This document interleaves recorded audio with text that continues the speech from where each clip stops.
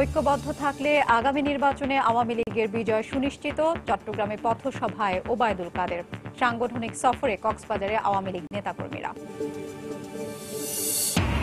সরকারি সুযোগ সুবিধা নিয়ে নির্বাচনী প্রচারণা চালাচ্ছেন আওয়ামী লীগ নেতারা। অভিযোগ বিএনপির।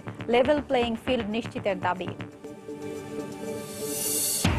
এবং জাতীয় সংসদ নির্বাচন সামনে রেখে ব্রাহ্মণবাড়িয়ার ৬ আসনের সরব মনোনয়ন প্রত্যাশীরা। জয়ের ধারা অব্যাহত রাখতে চায় ক্ষমতাসীনরা। সুষ্ঠু নির্বাচনের প্রত্যাশা বিএনপির।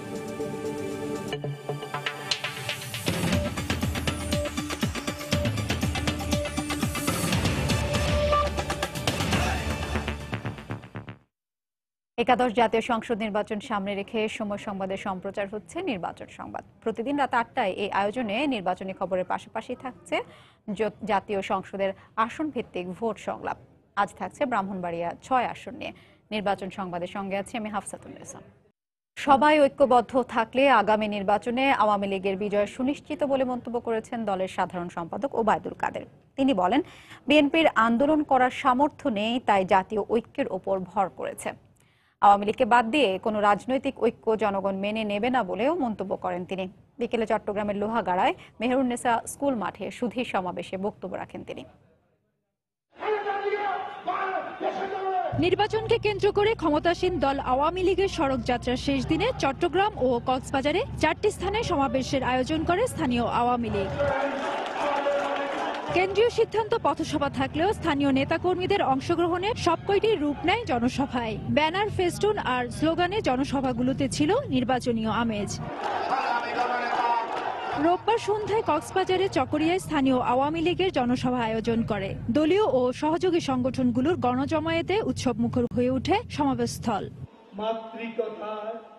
এর আগে বিকেলে লোহাগাড়ায় ইসাক মিয়া সড়ক উদ্বোধন উপলক্ষে সুধী সমাবেশে যোগ দিয়ে আওয়ামী লীগের সাধারণ সম্পাদক বলেন, বিএনপি আন্দোলনের সক্ষমতা হারিয়ে এখন জাতীয় ঐক্য প্রক্রিয়ার উপর ভর করেছে। নিজেদের তো মুরুদ নেই আন্দোলন করা, এখন আবার ঐক্য প্রক্রিয়া, ঐক্য ফ্রন্টের কাঁধে ভর করেছে। ঢাকায় বসে মঞ্চের মধ্যে ঐক্য ফ্রন্ট, ঐক্য প্রক্রিয়া, বিএনপির নেতারা ঘুমাচ্ছে। এরা বুঝি আন্দোলন করবে জাতীয় ঐক্য করবে কি? জাতীয় ঐক্য করবে সাম্প্রদায়িক শক্তিকে। সকালে কর্ণফুলী ও আনোয়ারা উপজেলা জনসভায় আওয়ামী লীগের নেতারা বলেন, কোনো জোট দিয়ে আওয়ামী লীগ সরকারকে ক্ষমতাচ্যুত করা যাবে না। আন্দোলনের ভয় দেখে কোনো লাভ হবে না। আগামী জাতীয় সংসদ নির্বাচন নির্ধারিত সময় হবে। আপনারা আসুন, নির্বাচনে অংশ নিন। মানুষ এখন ইলেকশনের মুডে। কি আপনারা এখন ইলেকশনের মুডে না, এখন তো আন্দোলন চায়। আওয়ামী লীগকে বাদ দিয়ে বাংলাদেশে জাতীয় ঐক্য হবে না। রোববার রাতে কক্সবাজারে ঈদগাহের সমাবেশের মধ্য দিয়ে সড়ক পথে আওয়ামী লীগের সাংগঠনিক সফর শেষ হয়। ফেরদৌস লিপি, সময় সংবাদ, কক্সবাজার। একটি অসাংবিধানিক শক্তিকে ক্ষমতায় আনতে ১/১১ কুশীলবদের সঙ্গে বিএনপি ঐক্য গড়েছে বলে মন্তব্য করেছেন খাদ্যমন্ত্রী অ্যাডভোকেট কামরুল ইসলাম। বিকেলে কেরানীগঞ্জের হযরতপুর ও আলীপুর এলাকায় গণসংযোগ শেষে আলোচনা সভায় একথা বলেন তিনি। মন্ত্রী বলেন, সংবিধান অনুযায়ী প্রধানমন্ত্রী শেখ হাসিনা সরকারের অধীনেই সুষ্ঠু নির্বাচন করবে নির্বাচন কমিশন। নির্বাচনকালীন সরকারের অসাংবিধানিক দাবিকে কোনোভাবেই বিবেচনা করা হবে না বলেও মন্তব্য করেন আওয়ামী লীগের এই নেতা।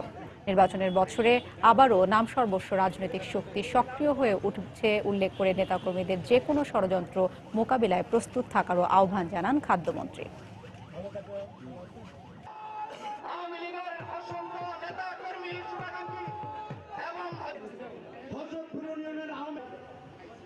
সাভারের কৃতি সন্তান সাভার উপজেলা কামাল সাহেব বিএনপি একটা জোট বেঁধেছে, এদের কোনো ভিত্তি নাই। নাম সর্বস্ব কিছু দলের সাথে বিএনপি আছে গাঁটছড়া বেঁধেছে, কিন্তু ব্যক্তিগুলোর কথা চিন্তা করতে হবে। ব্যক্তিগুলো কারা? তারা ১/১১ কুশীলব, এরা ষড়যন্ত্রকারী, এরা সব সময় ষড়যন্ত্রের সিদ্ধহস্ত। বাংলাদেশে আবার ১/১১ মতো একটি এমন একটা সরকার, অসাংবিধানিক সরকার বাংলাদেশের রাষ্ট্রীয় ক্ষমতা আনতে এরা ষড়যন্ত্রে লিপ্ত হয়েছে। এদের এই ঘাটছড়া বাঁধার উদ্দেশ্যই হচ্ছে একটি অসাংবাদিক সরকার প্রতিষ্ঠার মধ্য দিয়ে বাংলাদেশের গণতন্ত্রকে হত্যা করা, এটাই তাদের মূল উদ্দেশ্য। একাদশ জাতীয় সংসদ নির্বাচনকে সামনে রেখে দেশ গড়ার নামে ডক্টর কামাল হোসেনের 5 দফা আর বিএনপির দাবি মূলত গণতন্ত্র নস্যাৎ করা এবং অপরাধীদের মুক্ত করার অপচেষ্টা বলে মন্তব্য করেছেন তথ্যমন্ত্রী হাসানুল হক ইনু। সকালে কুষ্টিয়া সার্কিট হাউসে তিনি একথা বলেন। এ সময় মন্ত্রী আরো বলেন, গত 10 বছরে কোনো নেতাকে রাজনৈতিক কারণে গ্রেফতার করা হয়নি। কামাল হোসেনের 5 দফা আর বিএনপির দাবি এর অন্তর্নিহিত বক্তব্য হচ্ছে যে সাংবিধানিক সংকট তৈরি করো, অস্বাভাবিক পরিস্থিতি তৈরি করো, দেশকে অস্বাভাবিক অগণতান্ত্রিক পন্থায় ঠেলে দাও। নিরাপদ দেশ গড়ার নামে গণতন্ত্রের বুলি কণ্ঠে নিয়ে তারা কার্যত গণতন্ত্র ডুবানোর প্রকল্পে হাত দিয়েছেন এবং অপরাধীদের মুক্ত করার জন্য অপচেষ্টা চালাচ্ছেন। নির্বাচনকে কেন্দ্র করে আওয়ামী লীগের সাংগঠনিক সফর এখন কক্সবাজারের ঈদগাঁওয়ে। সেখানে আছেন রিপোর্টার ফেরদৌস লিপি। সরাসরি চলে যাচ্ছি তার কাছে। আওয়ামী লীগের যে সড়ক পথে কক্সবাজার অভিমুখী যে যাত্রা, সেটার কিন্তু শেষ সমাবেশ এই কক্সবাজার জেলার ঈদগাঁয়ে অনুষ্ঠিত হচ্ছে। যদিও বিকেলবেলা এই সমাবেশ অনুষ্ঠিত হওয়ার কথা, কিন্তু চট্টগ্রামের পর থেকে অর্থাৎ কর্ণফুলী থেকে যে পথসভা সমাবেশ এবং জনসভাগুলো হয়েছিল, সেখানে কিন্তু পথে পথে মানুষ থাকায় এবং জনগণ থাকায় কিন্তু আস্তে আস্তে গাড়ির বহরটা আসতে দেরি করেছে। এই কারণে প্রায় 8টা বেজে গেছে এই সমাবেশ শুরু হতে। যদিও এখনো পর্যন্ত যে মূল যে কেন্দ্রীয় দল সেটি সমাবেশস্থলে এসে পৌঁছায়। এখন বর্তমানে এখানকার যে স্থানীয় নেতারা আছে সেই স্থানীয় নেতারা কিন্তু বক্তব্য রাখছে। যদিও আমরা এখানকার যে স্থানীয় নেতাকর্মীদের সাথে কথা বলছি, তারা বলছে এই সমাবেশ করার জন্য তারা আসলে 1 মাস ধরে প্রস্তুতি নিচ্ছে। এবং আপনি জানেন যে নির্বাচনকে সামনে রেখে আওয়ামী লীগ যে দল, সেই দল কিন্তু বিগত 2 মেয়াদে যে সরকারের উন্নয়নমূলক কর্মকাণ্ড, সেই উন্নয়নমূলক কর্মকাণ্ডগুলো সারা দেশব্যাপী প্রচারণার জন্য, পাশাপাশি নির্বাচনকে কেন্দ্র করে সাংগঠনিকভাবে দলকে গুছিয়ে নেওয়ার জন্য এই সফর শুরু করে। এবং এই সফর আমরা দেখেছি যে গতকাল যেই সমাবেশগুলো ছিল সেখানেও আসলে লোকারণ্য ছিল একদম। আমরা যদি সরি, সেটা যে নারায়ণগঞ্জ, ইলিয়টগঞ্জ থেকে কুমিল্লা, তারপরে 14 গ্রাম থেকে শুরু করে ফেনী, সব জায়গায় আসলে নেতাকর্মীদের একটি উৎসব মুখর পরিবেশ ছিল। এবং আজকে সকালেও যখন কর্ণফুলী, আনোয়ারা, লোহাগাড়ায় যে সমাবেশগুলো হয়েছে এবং সর্বশেষ এর আগে চকরিয়ায় যে সমাবেশ, সেখানেও কিন্তু আমরা দেখেছি যে আওয়ামী লীগের নেতাকর্মীদের বাইরেও কিন্তু বিভিন্ন পেশাজীবী নেতৃবৃন্দ এবং সাংস্কৃতিক সামাজিক নেতৃবৃন্দরা কিন্তু এই সমাবেশে এসেছে। এবং পুরো সমাবেশে কিন্তু একটা নির্বাচনী আবহ ছিল এবং নির্বাচনী বার্তাও আসলে কেন্দ্রীয় যে নেতারা আছে তারা দিয়েছেন। একভাবে জনগণের কাছে তারা কিন্তু আবারও নৌকাকে বিজয়ী করার আহ্বান দিয়েছেন। পাশাপাশি দলীয় যেসব নেতাকর্মীরা আছেন তাদেরকে দলীয় কোন্দল ভুলে একটি কঠোর অবস্থানের কথা জানানো হয়েছে এবং আগামী নির্বাচনে যেন নৌকাকে বিজয়ী করে এই কারণে জনগণের দোরগড়ায় যেতে বলেছেন। এবং এইসব সমাবেশে আমরা দেখেছি যে জেলা নেতৃবৃন্দ ছাড়াও যে আরও যে ওয়ার্ড কিংবা ইউনিয়ন পর্যায়ে যে সংগঠনের যে স্তরগুলো রয়েছে সেই স্তরের নেতাকর্মীরাও এসেছেন এবং তারা বলছেন যে আসলে নির্বাচনের আগে এ ধরনের সফর তাদের মধ্যে একটি উৎসাহ যোগাবে দলকে আরো বেশি গতিশীল করা। তো হাফসার সমাবেশ থেকে এই ছিল এখনো পর্যন্ত আমার কাছে সর্বশেষ। কক্সবাজারের ঈদগাঁওয়ে আওয়ামী লীগের সাংগঠনিক সফর থেকে আমাদের সঙ্গে যোগ দিয়েছিলেন রিপোর্টার ফেরদৌস লিপি। সরকারি গাড়ি ব্যবহার করে আওয়ামী লীগ নেতারা নির্বাচনী প্রচারণা চালাচ্ছেন বলে অভিযোগ করেছেন বিএনপির সিনিয়র যুগ্ম মহাসচিব রুহুল কবির রিজভী। দুপুরে রাজধানীর নয়াপল্টনে সংবাদ সম্মেলনে রিজভী বলেন, জনগণ ও আইনের তোয়াক্কা করে না বলে সরকারি সুযোগ সুবিধার অপব্যবহার করছেন আওয়ামী লীগ নেতারা। মন্ত্রীরা না আইন মানে না কানুন মানে, তাদেরকে তো জবাবদিহি করতে হয় না। দুদক হচ্ছে তাদের করায়ত্তে, আইন আদালত তাদের করায়ত্তে। এই কারণেই সরকারি গাড়ি নিয়ে ওবায়দুল কাদের সাহেব তিনি নির্বাচনী প্রচারণার গান গাইতে শুরু করেছেন। আপনারা তো ঘোষণা দিয়ে দিলেই পারে কারা প্রার্থী কারা বিজয়ী হয়েছে। আপনাদের তো নির্বাচনের দরকার নেই। নির্বাচনের দরকার হলে আপনারা সরকারি গাড়িতে চড়ে নির্বাচনী প্রচারণা চালাতেন, তা আপনারা ভয় পেতেন।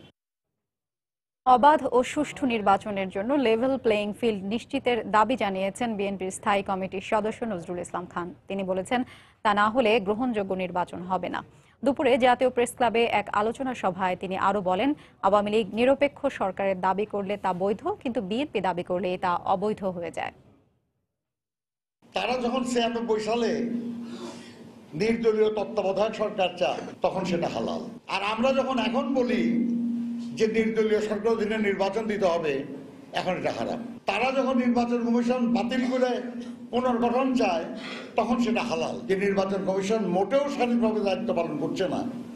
তখন যখন আমরা তার পুনর্গঠন চাই তখন সেটা হারাম। ইভিএম জাতীয় কারচুপির কোনো যন্ত্র ব্যবহার করা হবে না এবং সংসদ আগেই ভেঙে দিতে হবে। কারণ কেউ সংসদ সদস্য হিসেবে নির্বাচন করবেন আর কেউ সংসদ সদস্য না হয়ে নির্বাচন করবেন, এটা সমতল বলে না। নবগঠিত জাতীয় ঐক্য প্রক্রিয়ায় ডক্টর কামাল হোসেনকে মূল নেতা হিসেবে মির্জা ফখরুল ঘোষণা দিলেও মানতে নারাজ বিএনপির অন্যান্য শীর্ষ নেতা। কারো একক নেতৃত্বে নয়, যার যার অবস্থান থেকে যুগপৎ আন্দোলনের কথাই বলছেন তারা। এদিকে বেগম জিয়া কারাবন্দী হওয়ার পরও বিএনপি নেতৃত্বে জোরদার আন্দোলন গড়ে না ওঠায় হতাশা প্রকাশ করেছেন দলের শীর্ষ নেতৃত্বের কেউ কেউ। সালাউদ্দিন সুমনের রিপোর্ট। সব জল্পনা কল্পনা শেষে শনিবার আনুষ্ঠানিক আত্মপ্রকাশ করল সরকার বিরোধী আন্দোলনের মঞ্চ জাতীয় ঐক্য প্রক্রিয়া। সারা দেশে এই সংগঠনের কমিটি গঠন করে নির্দলীয় সরকারের অধীনে নির্বাচনের দাবি বাস্তবায়নে শিগগিরই বৃহত্তর আন্দোলন গড়ে তোলার ঘোষণা দেওয়া হয় ঐক্যের সমাবেশ থেকে। এতে প্রধান বক্তা হিসেবে দেশের অন্যতম বৃহৎ রাজনৈতিক দল বিএনপির মহাসচিব মির্জা ফখরুল ইসলাম আলমগীর বলেন, এই ঐক্য প্রক্রিয়ার মাধ্যমে ডক্টর কামাল হোসেন দিশেহারা জাতিকে পথ দেখাচ্ছেন। যখন জাতি একটা মুক্তির পথ খুঁজছে তখন তিনি একটি পথ দেখিয়ে জনগণকে সামনে নিয়ে আসছেন।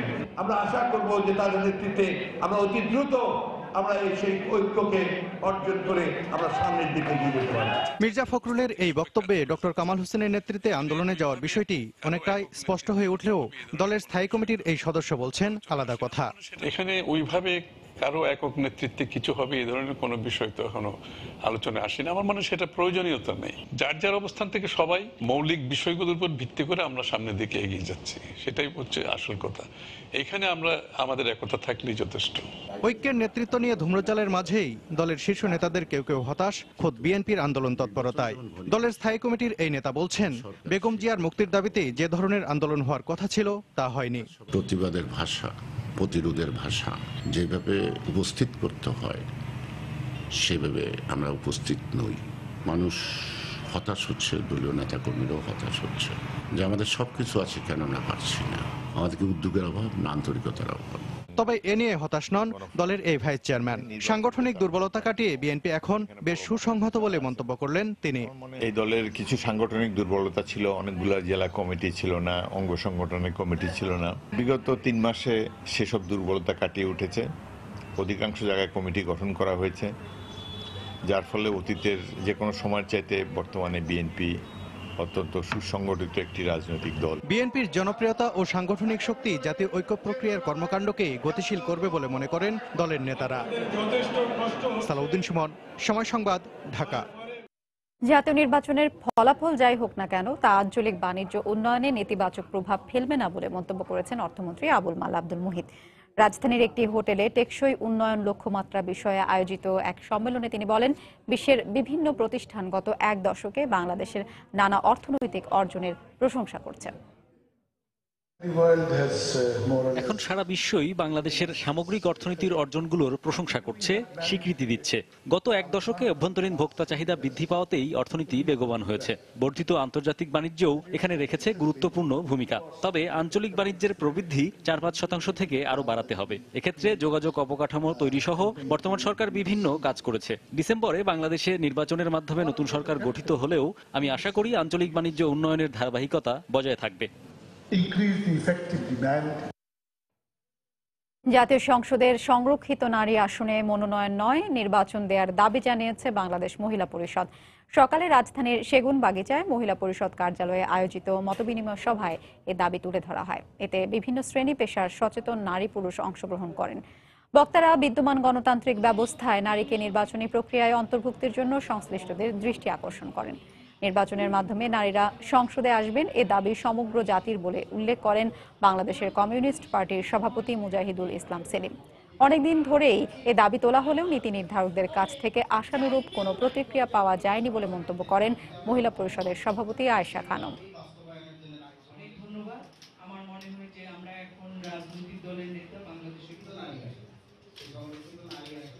নেতৃত্বের উচ্চ পর্যায়ে সংসদের যারা মন্ত্রী পরিষদের সদস্য আছেন, যতভাবে লবি করা যায়, অ্যাডভোকেসি করা যায়, দেন দরবার করা যায়, আলোচনা করা যায়, আমরা এই প্রক্রিয়াগুলো অনুসরণ করেছি। এখন যদি নারী আন্দোলনের অভিজ্ঞতা হয় যে ৬৬ সালে ৬০-এর দশকের সেই রবীন্দ্রনাথের তাসের দেশের নাটকের মতো, তাহলে নিশ্চয়ই আমরা অন্যভাবে চিন্তা করব, যত কম শক্তি থাকুক। কেবলমাত্র নারী সমাজের দাবি না, এটা আমাদের সমস্ত জাতির অগ্রগতির মূল একটা ভিত্তি। এই দাবিটাকে আদায় করাটা সমস্ত জাতির সার্বিক হারমোনাইজ ডেভেলপমেন্ট যেটাকে বলে, সেইটার জন্য একান্তভাবে অপরিহার্য। দেশকে দক্ষিণ কোরিয়া, সিঙ্গাপুর ও মালয়েশিয়ার মতো উন্নত দেশে পরিণত করতে হলে আগামী জাতীয় নির্বাচনে আবারও আওয়ামী লীগের প্রার্থীকে ভোট দেওয়ার আহ্বান জানিয়েছেন আইসিটি প্রতিমন্ত্রী জুনায়েদ আহমেদ পলক। সকালে রাজশাহী নগরীর বুলনপুরে বঙ্গবন্ধু শেখ মুজিব হাইটেক পার্ক প্রকল্পের আওতায় বিভিন্ন কাজের উদ্বোধন অনুষ্ঠানে তিনি এই আহ্বান জানান। একটিমাত্র ভোট, এই পবিত্র আমানত আপনারা যদি সঠিক জায়গায় দেন, তাহলে বাংলাদেশে হাইটেক পার্ক হয়, বাংলাদেশ বিদ্যুতের স্বয়ংসম্পন্ন হয়, বাংলাদেশ খাদ্যে স্বয়ংসম্পন্ন হয়, বাংলাদেশের 4.5 কোটি ছাত্রছাত্রী বছরের প্রথম দিন 38 কোটি বই বিনামূল্যে পায়। সমৃদ্ধশালী নিরাপদ বাংলাদেশ করার জন্য আমরা যদি নৌকা মার্কায় আরেকটিবার ভোট দিই, ইনশাল্লাহ বাংলাদেশ উন্নত বাংলাদেশের কাতারে ইনশাল্লাহ চলে যাবে। জাতীয় পার্টির দুর্গখ্যাত রংপুরে শুরু হয়েছে আগামী সংসদ নির্বাচনের তোড়জোড়। তৃণমূল পর্যায়ে মনোনয়ন প্রত্যাশীরা চালাচ্ছেন প্রচারণা, ভোটাররা করছেন নানা হিসেব নিকেশ। নির্বাচনী ভাবনার খবর জানাতে শালবন এলাকা থেকে সরাসরি যোগ দিচ্ছেন রিপোর্টার রতন সরকার। আপনাকে ধন্যবাদ। আমরা অন্যান্য দিনের মতো আজও আগামী নির্বাচনকে সামনে রেখে এই অঞ্চলের মানুষের মধ্যে যে আশা প্রত্যাশা এবং এই উত্তাপ ছড়িয়ে পড়েছে সেই বিষয়ের একটি খণ্ড অংশ সময় টিভির দর্শকদের জন্য আজ তুলে ধরব।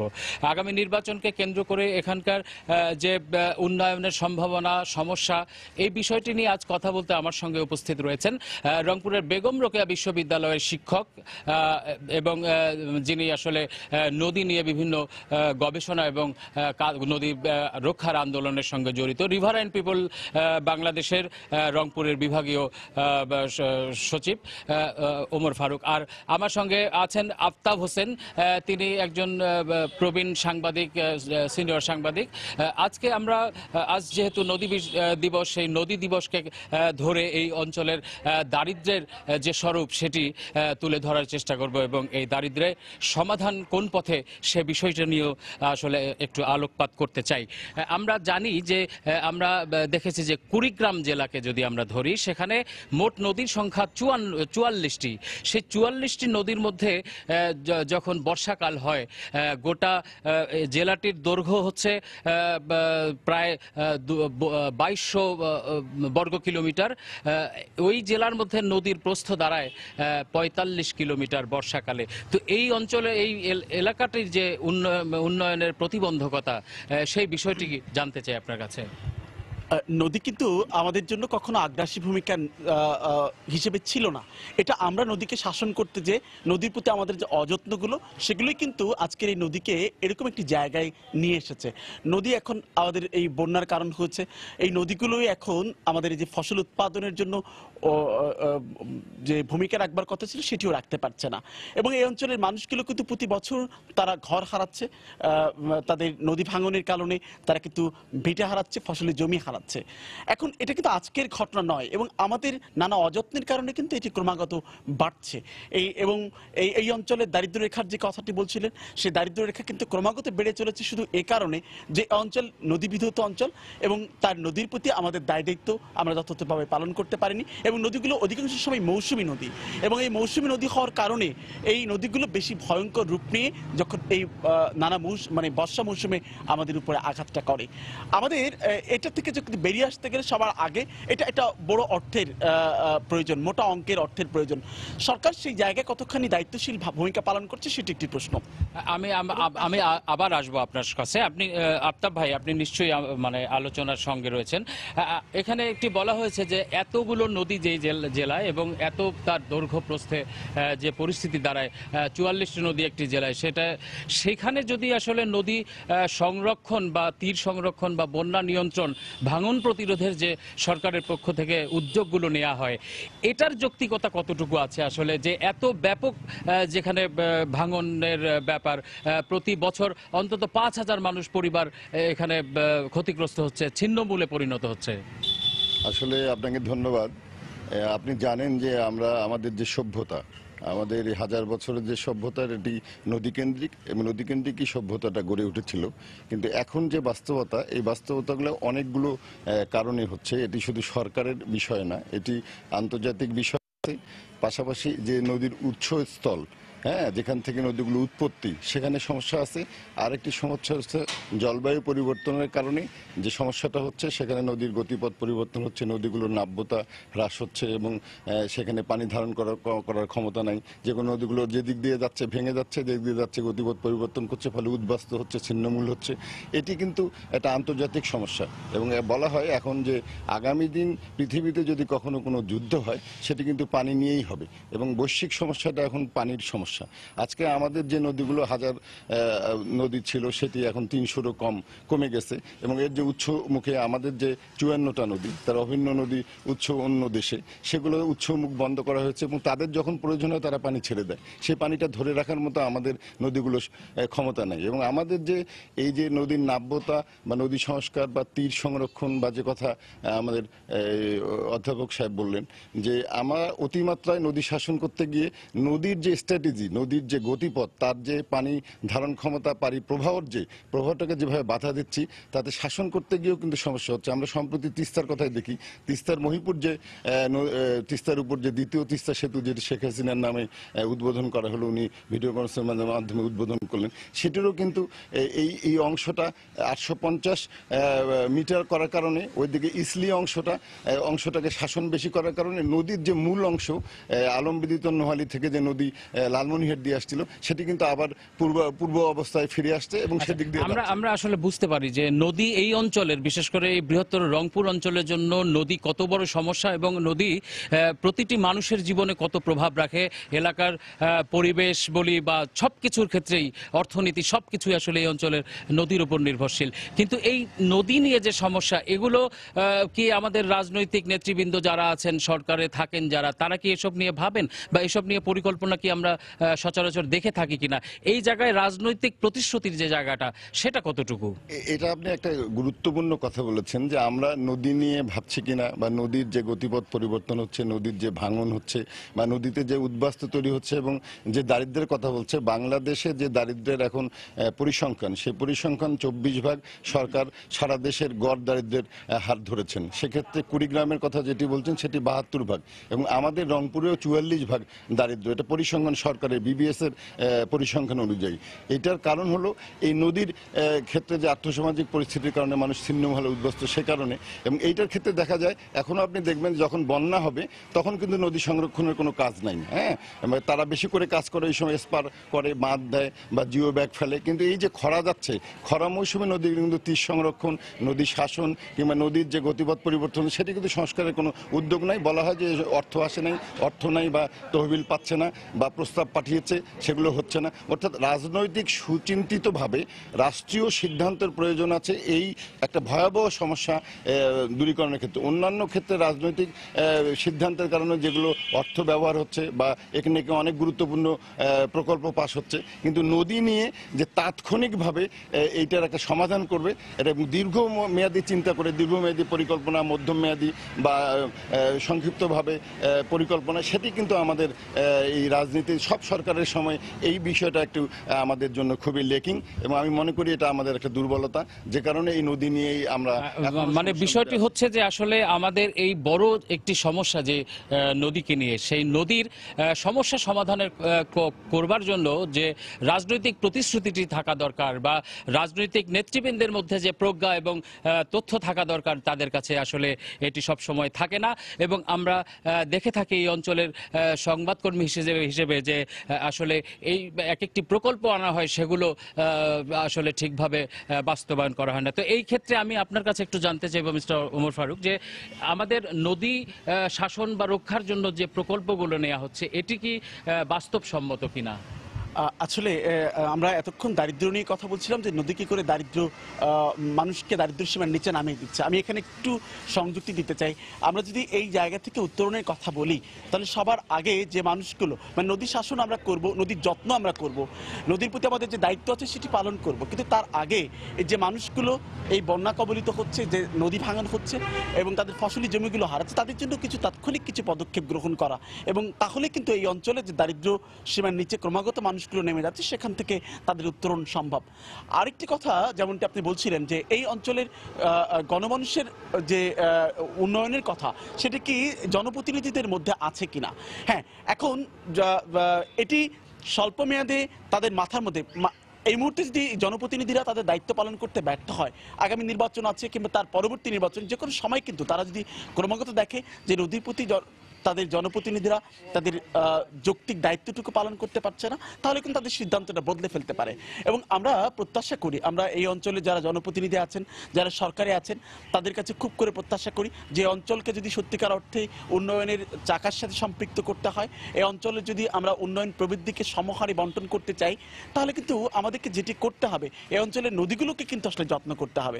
এবং নদীর এবং এই যে নদীগুলোর, যেমনটা আফতাব ভাই বলছিলেন, যে নদী এই যে এখনকার নাব্যতা যেটা আছে, সে এই পানি প্রবাহ ধারণ করবার জন্য, পানি ধারণ করবার জন্য যথেষ্ট নয়। ফলে আমাদের কিন্তু এই নদীকে কিন্তু খনন করবার প্রয়োজন আছে, এবং সে খনন করবার মধ্য দিয়ে কিন্তু আমরা চাইলে কিন্তু একই সাথে যারা ভূমি হারিয়েছে সেই জায়গায় যদি এই বালুগুলো ফেলি, তাহলে সে জায়গায় কিন্তু নতুন করে ভূমিও তৈরি করা সম্ভব। যারা বাস্তুহারা মানুষ আছেন, জমি হারা মানুষ আছেন, তাদেরকে কিন্তু আমরা এই প্রক্রিয়ার মধ্য দিয়ে নতুন করে জমি ফিরিয়েও দিতে পারি। এবং এই প্রক্রিয়াটা যদি একটু পরিকল্পিতভাবে আমরা করি, তাহলে যে মানুষগুলো জমি হারাচ্ছেন তারা হয়তো আজ পাচ্ছেন না, কিন্তু 5 বছর পর এই নদী ড্রেজিং এর মধ্য দিয়ে কিন্তু আবার তাদেরকে জমিটা ফিরিয়ে দেওয়া সম্ভব, বাসস্থানের সেই জায়গা। ধন্যবাদ ওমর ফারুক, আপনাকে ধন্যবাদ আফতাব ভাই। আমরা আসলে এতক্ষণ যেই আলোচনাগুলো করলাম, আমরা প্রত্যাশা রাখি এবং এই প্রত্যাশা রেখে শেষ করি যে আগামীবার যারা সরকারে নির্বাচিত হয়ে আসবেন, তারা নিশ্চয়ই এই আমাদের দুই আলোচক যে বিষয়টিকে তুলে ধরলেন, সেটি নিজের মধ্যে ধারণ করবেন এবং সেই অনুযায়ী তারা হয়তো কাজ করবেন। তো আমরা ফিরে যাচ্ছি স্টুডিওতে। হাফসা, আপনার কাছে। নদ নদী, খালবিল ও তাঁত শিল্পে সমৃদ্ধ ব্রাহ্মণবাড়িয়া 6 আসনে বইছে নির্বাচনী হাওয়া। তৃণমূলে সরব হয়ে উঠেছে বড় দুই দলের মনোনয়ন প্রত্যাশীরা। অতীত রেকর্ড বলছে এই আসনের জয়ের স্বাদ সবচেয়ে বেশি পেয়েছে আওয়ামী লীগ। আগামী নির্বাচনেও জয়ের ধারা ধরে রাখতে চায় ক্ষমতাসীন দল। তবে সুষ্ঠু নির্বাচন হলে জয়ের ব্যাপারে শতভাগ আশাবাদী বিএনপি। উজ্জ্বল চক্রবর্তীর পাঠানো তথ্য ও জুয়েলুর রহমানের ছবি নিয়ে রিপোর্ট। বাঞ্ছারামপুর উপজেলার একটি পৌরসভা এবং 13টি ইউনিয়ন নিয়ে ব্রাহ্মণবাড়িয়া 6 আসন। নির্বাচনী পরিসংখ্যান বলছে এ আসনে জয়ের পাল্লা ভারী আওয়ামী লীগের। 10টি নির্বাচনের মধ্যে আওয়ামী লীগ 4 বার জয় পেলেও বিএনপি জয় পায় মাত্র 2 বার। বাকি 4টি নির্বাচনে জয় পায় স্বতন্ত্র প্রার্থীরা। সবশেষ 2টি নির্বাচনে আওয়ামী লীগ প্রার্থী নির্বাচিত হওয়ায় আগামী নির্বাচনেও জয়ের ব্যাপারে আশাবাদী ক্ষমতাসীন দলটি। আমাদের বাঞ্ছারামপুর আসন ইনশাল্লাহ অবশ্যই নৌকার পক্ষে আসবে। গত 10 বছর যাবৎ আমরা যে নিরলসভাবে কাজ করে আসছি, তাতে আমাদের এই উপজেলায় কোনো রকমের কোনো কুন্দল, কোনো রকমের দ্বিমত আমাদের মধ্যে নাই। তবে সুষ্ঠু নির্বাচন হলে জয় ছিনিয়ে নিতে চায় মাঠের বিরোধী দল বিএনপি।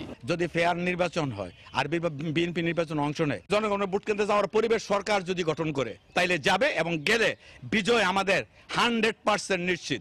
নির্বাচনে প্রতীকের পাশাপাশি প্রার্থীর ব্যক্তিগত যোগ্যতাকে প্রাধান্য দিতে চান ভোটাররা। মাদ্রাসা স্কুল সবকিছু যাদের এটি ঠিকঠাক করে বা এটি খেলা আমরা তাদেরকে ভোট দিব। দেখবো যারা গরিবকে বা রাস্তাঘাটকে আমাদের সুবিধা যাদেরকে উপকার হয় তারই ভোট দিব আমরা। গরিব দুঃখীর জন্য কাজ করে দেশ উন্নত করে তাদের জন্য মানে তাদেরকে ভোট দেব। ব্রাহ্মণবাড়িয়া 6 আসনে ভোটার সংখ্যা 2,30,000। সময় সংবাদ, ব্রাহ্মণবাড়িয়া। জাতীয় সংসদ নির্বাচনকে সামনে রেখে আগামী 14 ও 15 October electronic voting machine EVM প্রদর্শনীর সিদ্ধান্ত নিয়েছে নির্বাচন কমিশন। রাজধানীর বঙ্গবন্ধু আন্তর্জাতিক সম্মেলন কেন্দ্রে চলবে এই প্রদর্শনী। উদ্বোধন করবেন প্রধান নির্বাচন commissioner KM Nurul Huda. EVM পদ্ধতিতে ভোট গ্রহণ, গণনা ও ফলাফল ঘোষণা সহ নানা বিষয় তুলে ধরা হবে। সর্বসাধারণের জন্য এই মেলা উন্মুক্ত থাকবে। রাজধানীর পর পর্যায়ক্রমে সারা দেশের আঞ্চলিক নির্বাচন কমিশন অফিসও সংসদ নির্বাচনকে সামনে রেখে ইভিএম মেলার আয়োজন করবে। গত 30 আগস্ট জাতীয় সংসদ নির্বাচনে ইভিএম ব্যবহারের বিধান রেখে গণপ্রতিনিধিত্ব আদেশ RPO সংশোধনের অনুমোদন দেয় নির্বাচন কমিশন।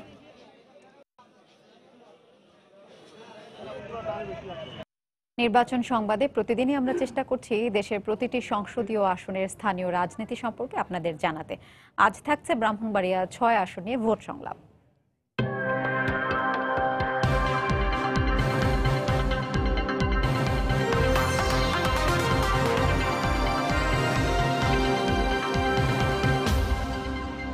সময়ের ভোট সংলাপ অনুষ্ঠানে স্বাগত জানাচ্ছি আমি সালাউদ্দিন সুমন। ধারাবাহিক সংলাপের অংশ হিসেবে আজ আমরা কথা বলবো ব্রাহ্মণবাড়িয়া 6 আসন নিয়ে। এই আসনটি গঠিত হয়েছে বাঞ্ছারামপুর উপজেলা নিয়ে। এ নিয়ে কথা বলার জন্য আমাদের সঙ্গে রয়েছেন বাঞ্ছারামপুর উপজেলা আওয়ামী লীগের সাধারণ সম্পাদক মোহাম্মদ নুরুল ইসলাম এবং বাঞ্ছারামপুর উপজেলা বিএনপির সাধারণ সম্পাদক আব্দুল মান্নান। আপনাদের দুজনকেই সময়ের আজকের এই সংলাপ অনুষ্ঠানে স্বাগত জানাচ্ছি। শুরুতেই আমি কথা বলতে চাই মোহাম্মদ নুরুল ইসলামের সঙ্গে। আপনার কাছে জানতে চাই, নির্বাচন ঘনিয়ে আসছে, এই মুহূর্তে দলের পক্ষে আপনারা কি ধরনের তৎপরতা চালাচ্ছেন সামনে নির্বাচনের ফসল ঘরে তোলার জন্য? আমরা দলের যেই আমাদের ইউনিয়ন কমিটিগুলো আছে এবং সাংগঠনিক যে কার্যক্রম সেগুলো আমরা জোরদার করছি এবং আওয়ামী লীগের আমলে আমাদের যে ডেভেলপমেন্ট সেই ডেভেলপমেন্ট ওয়ার্কগুলি আমরা কি করছি। অ্যাকচুয়ালি আপনারা জানেন যে বাঞ্ছারামপুরের ডেভেলপমেন্টের একমাত্র দাবিদার আওয়ামী লীগই, যত কিছু করেছে এবং সমস্ত শতভাগ দাবিদার আওয়ামী লীগ, এবং এগুলো আমরা জনগণকে আমরা বোঝাচ্ছি এবং আমাদের সাংগঠনিক কার্যক্রম আমরা জোরদার করছি। জনগণ যে আবারও আওয়ামী লীগকে ভোট দেবে সেই জন্য কি উন্নয়ন কর্মকাণ্ড সেগুলা দেখেন, আমাদের বাঞ্ছারামপুরে 128টি গ্রাম, 128টি গ্রাম, প্রত্যেকটা গ্রামের সাথে আমরা সড়ক যোগাযোগ আমরা স্থাপন করতে সক্ষম হয়েছে। আওয়ামী লীগ সরকার স্থাপন করছে এবং প্রত্যেকটা স্কুল কলেজের নতুন বিল্ডিং সব আওয়ামী লীগের, স্কুল কলেজ মাদ্রাসা এমনকি প্রশাসনিক ভবন সব আওয়ামী লীগের আমলে তৈরি করা।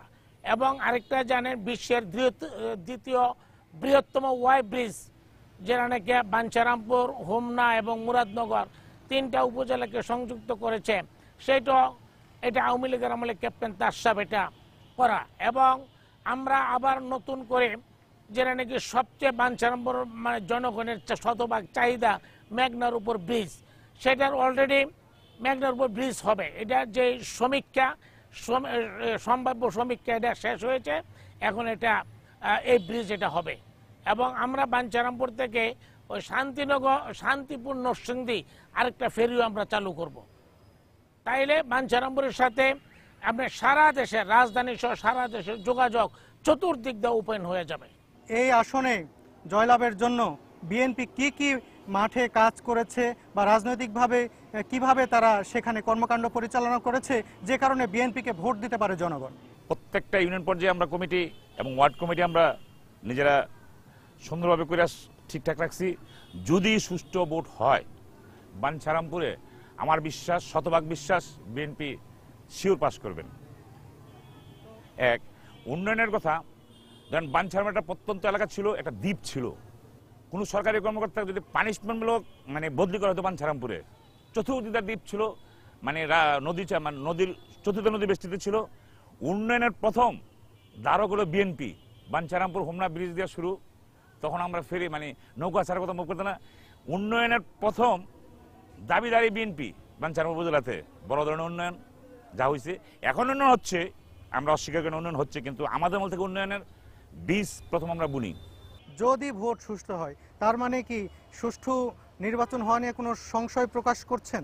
আমরা যা বুঝি কি, যদি জনগণ তার ভোটটা দিতে পারে, আমরা যেভাবে সুষম জনগণ যদি আমরা যদি আমাদের ভোটটা দিতে পারি, ইনশাল্লাহ আমরা শতভাগ পাস করব।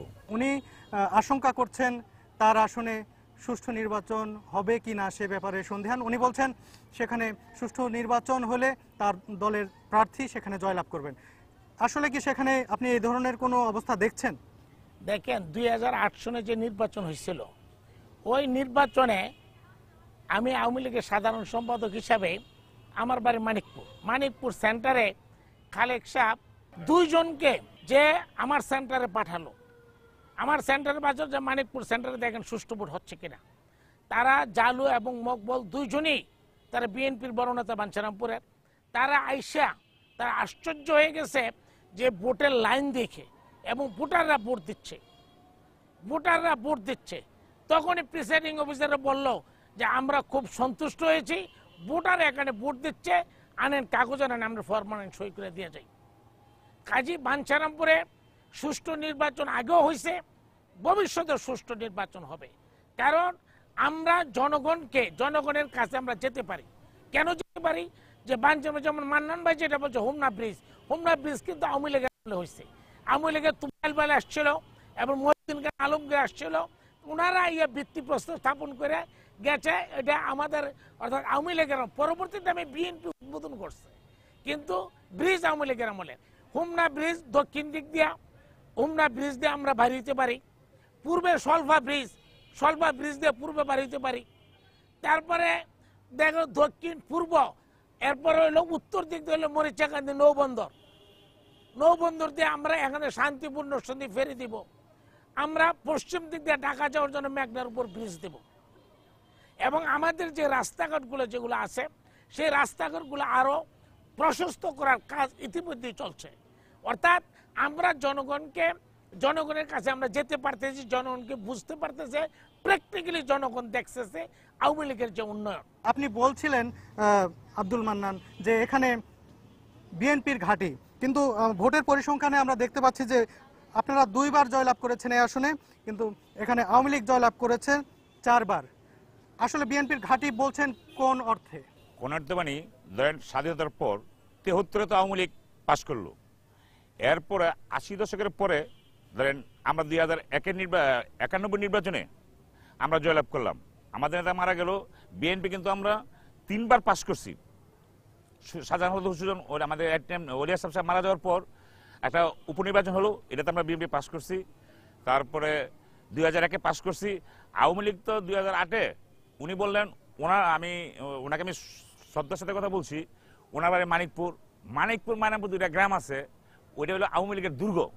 ছোট ছোট গ্রাম, মানিকপুরে অল্প ভোট, ওনার গ্রামে 3000 ভোট, ওইটা দুর্গ। হ্যাঁ, ওই জায়গাতে ওরা ভোটে হোক, যদি ভোট হয় তাহলে আমরা ভোট পাবই।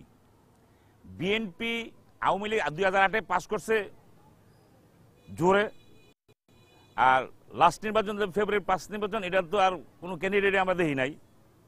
তা আওয়ামী লীগ তো আমার জানার মধ্যে 96-তে একবার উনি পাশ করলেন, বাকি তো আর ভোটে কোনো পাশ করা হয় না।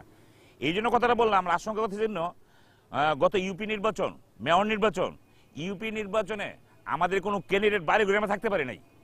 আমরা ক্যান্ডিডেট দিয়েছিলাম, আওয়ামী লীগের বয়ে বা ইয়াতে আমাদের ক্যান্ডিডেটরা হারাই গেছে। এখানে আওয়ামী লীগের মধ্যে সৌহার্দ্যপূর্ণ সম্পর্ক কতটা আছে? আমরা কিছুদিন আগে আমরা আমাদের দলীয় একটা মিটিং আমরা করছি, 15 আগস্ট উপলক্ষে আমরা একটা মিটিং করছি। ওই মিটিংয়ের মধ্যে আমরা প্রত্যেক ইউনিয়নের সাধারণ সম্পাদক, সভাপতি এবং সমস্ত সহযোগী সংগঠন নেতৃবৃন্দ আসছে। একটাই কথা, যিনি নৌকা প্রতীক পাবেন এবং আমরা নৌকার জন্য এক। তবে আমাদের যে ক্যাপ্টেন তাজ সাহেব ওনার সাথে সাধারণ মানুষের সরাসরি যোগাযোগ আছে। আমাদের নেতা কর্মীদের তো আছেই, সাধারণ মানুষের সরাসরি যোগাযোগ আছে। এবং উনি অত্যন্ত জনপ্রিয় লোক, উনি মানুষকে ভালোবাসেন এবং মানুষও ওনাকে ভালোবাসেন। আর সাংগঠনিকভাবে আমরা দৃঢ় প্রতিজ্ঞ, আমরা নির্বাচনে আমাদের কোনো মতভেদ নাই, আমরা এক। এখানে বিএনপির আসলে কি অবস্থা? একাধিক মনোনয়ন প্রত্যাশী রয়েছেন কিনা বা তাদের নিজেদের মধ্যে সম্পর্কগুলো কেমন? বিএনপি ধরেন একটা তো এত বড় একটা সংগঠন, এটার মধ্যে বিভিন্ন মত আসি, ক্যান্ডিডেট অনেক হতে পারে, কিন্তু আমরা যারা তৃণমূলে আছি আমরা দানের শীষ যে নিয়ে আসবেন তার জন্য আমরা সবাই এক হয়ে কাজ করব। আব্দুল মান্নান এবং মোহাম্মদ নুরুল ইসলাম, আপনাদের দুজনকেই ধন্যবাদ জানাচ্ছি আমাদের এই সংলাপে যোগ দেওয়ার জন্য। আজকে আমরা কথা বললাম ব্রাহ্মণবাড়িয়া 6 আসন নিয়ে, আগামীকাল কথা হবে কুমিল্লা 1 আসন নিয়ে। সে পর্যন্ত সঙ্গে থাকুন সময়ের।